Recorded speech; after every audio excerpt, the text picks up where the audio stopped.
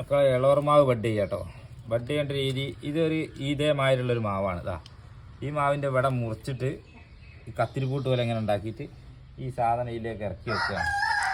ഇങ്ങനെ ഉണ്ടാക്കുക.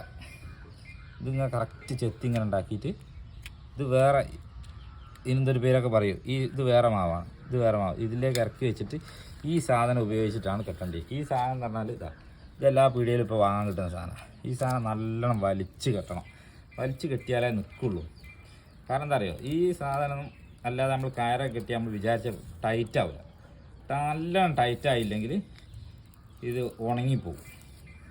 ചിലപ്പോൾ അടിയിൽ നിന്ന് വേറെ മുള പൊട്ടിയിട്ട് അടുത്തല്ലാകുമ്പോഴേക്ക് വേറെ തയ്യങ്ങൾ പിടിപ്പിക്കാനേ പറ്റുള്ളൂ. പക്ഷേ ഈ സാധനം ഉണങ്ങിപ്പോവും നല്ലോണം ടൈറ്റായില്ലെങ്കിൽ.